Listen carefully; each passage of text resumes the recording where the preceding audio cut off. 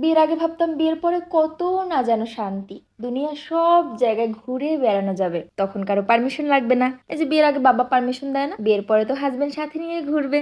এইরকম স্বপ্ন যারা দেখছো না তাদেরকে বলি, বিয়ের পরে না কিচ্ছুই থাকে না। ওই সকাল 6টার সময় ঘুম থেকে উঠবা, তারপর রান্না শুরু করবা। রান্না করে যদি অফিসে যাও তো অফিসে গেলা, আর যদি অফিসে না যাও তো হোম অফিস করলা। তারপর আবার অফিস থেকে এসে আবার রান্না করলা। আবার তুমি ফ্রেশ হতে হতে আবার তোমার স্যার চলে আসলো, তখন তোমাকে আবার রান্না করতে হবে, আবার রান্না করতে হবে। রান্না করতে করতে করতে করতে দেখা যাবে যে ঘরের একোনা ময়লা ওকোনা ময়লা, এরকম করতে করতে জীবন শেষ। তখন মনে হবে বিয়ের আগেই না ভালো ছিল। প্রত্যেক সপ্তাহে না হোক, অ্যাটলিস্ট মাসে একবার তো ঘুরতে যেতে পারতা, কিন্তু বিয়ের পরে না ওই সময়টাও তুমি পাবা না। মনে হবে কি, শুক্রবার রান্না করতে হবে, ভর্তা আইটেম করতে হবে, ঘর গোছাতে হবে, রান্না বান্না কত কাজ, জামা কাপড় ধোয়া। কিন্তু বিয়ের আগে সব কিছু থাকে না। তাই বলছি কি, যাদের বিয়ে এখন পর্যন্ত হয় নাই, বিয়ে করার জন্য এত পাগল হওয়ার দরকার নেই। এই জন্যই বোধহয় মানুষ বলে যে বিয়ে দিল্লি কা লাড্ডু, খেলেও পস্তায় না খেলেও পস্তায়। খাওয়ার আগে মনে হয় যে ঠিক আছে, কবে বিয়ে হবে কবে বিয়ে হবে।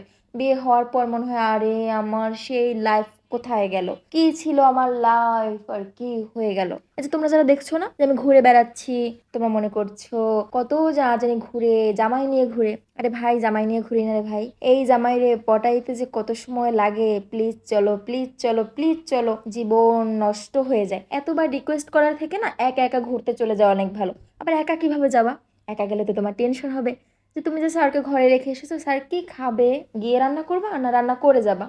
এটা একটা বড় প্রবলেম, যার কারণে কোথাও আর তোমার যাওয়া হবে না। এই যে ভিডিওটা দেখছো না, অনেক রিকোয়েস্ট করার পর কোনো একটা শুক্রবার নিয়ে গিয়েছিলাম তাকে, তারপর এডিট করার টাইম পাইনি বলে অনেক পরে আপলোড দিলাম। রিসেন্টলি ইভেন গত এক মাসে, সরি এক মাস বেশি বেশি হয়ে যাচ্ছে, আবার গত 22-25 দিনে আমরা কোথাও বের হইনি। কি যে একটা জীবন পার করতেছি ভাই রে ভাই, পুরাই বোরিং। সকালে উঠি, রান্না করি, অফিস যাই, আবার আসি, আবার রান্না করি, আবার অফিস, আবার রান্না, আবার অফিস, আবার রান্না। আমি বোধহয় খুব তাড়াতাড়ি পাগল হয়ে যাব। বলছি আমার এই অবস্থা, যাদের বাচ্চা কাচ্চা আছে তাদের কথা ভেবে না আমি আরো ডিপ্রেশনে পড়ে যাচ্ছি। বলছি তোমরা যারা বিয়ে করার জন্য লাফাচ্ছ, কয়েকটা দিন পরেই বিয়ে করো, বিয়ে তো করতেই হবে, একটু ঝামেলাটা পরে পরেই নাও না।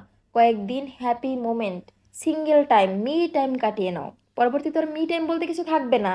তখন তুমি দেখবে তুমি আর তোমার হাজবেন্ড একসঙ্গে বসে মুভি দেখতে বসছো, কিন্তু তোমার হাজবেন্ড সব মুভি দেখে ফেলছে। তুমি সেই মুভি দেখার মধ্যে রান্না করে নিয়ে আসলা, সার্ভ করলা, আবার ধুয়ে নিয়ে আসলা, আবার একটা কিছু পরিষ্কার করলা, তোমার আর আগের মতো লাইফ থাকবে না।